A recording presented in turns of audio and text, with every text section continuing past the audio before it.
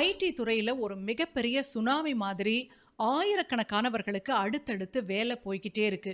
குறிப்பா ஆரக்கிள் நிறுவனம் ஒரே ஒரு இமெயில்ல 30,000 பேரை வேலையை விட்டு அனுப்புனது உலகம் முழுசுமே ஒரு அதிர்ச்சியான செய்தியா பரவிக்கிட்டு இருக்கு.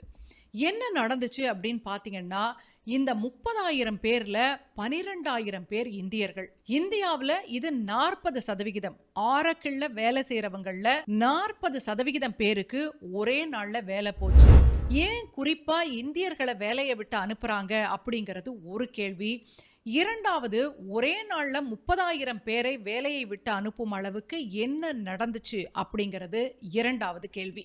இது சாதாரணமான லே ஆஃப் கிடையாது.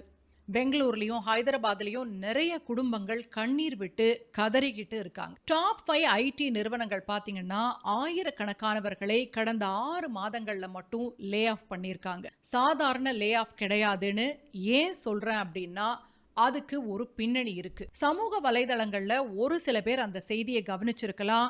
ஐடி நிறுவனங்களின் உரிமையாளர்களில் நிறைய பேர், பெரும்பாலானவர்கள் யூத பின்னணி உடையவர்கள் அப்படின்னு சொல்றாங்க. அதுதான் இந்த வேலை இழப்புகளுக்கு காரணமா அப்படின்றதுதான் முக்கியமான கேள்வி. அது பற்றி நம்ம பார்க்கலாமா? இந்த ஒட்டுமொத்த பணி நீக்க புயலுக்கு பின்னாடி இருக்கிற ஆரக்கிள் நிறுவனர் யாருன்னு கேட்டீங்கன்னா, லாரி எல்லிசன். இவர் பிறப்பால ஒரு யூதர், ஒரு யூத தாய்க்கு பிறந்து பிறகு ஒரு யூத குடும்பத்திலேயே தத்தெடுக்கப்பட்டு வளர்க்கப்பட்டவர். லாரி எலிசன் இஸ்ரேலுக்கு வழங்கக்கூடிய ஆதரவு அப்படின்றது வெறும் வார்த்தைகளோட நிக்கிறது கிடையாது. அது கோடிக்கணக்கான டாலர்கள் பாயக்கூடிய ஒரு நீரோடை. லாரி எலிசன் இஸ்ரேலுக்கு வழங்கக்கூடிய ஆதரவை ஒரு சாதாரணமான விஷயமா பார்க்க முடியாது. கோடிக்கணக்கான பணத்தை தொடர்ந்து ஒரு நீரோடை மாதிரி இஸ்ரேலுக்கு கொடுத்துக்கிட்டு இருக்காரு. ஏன்?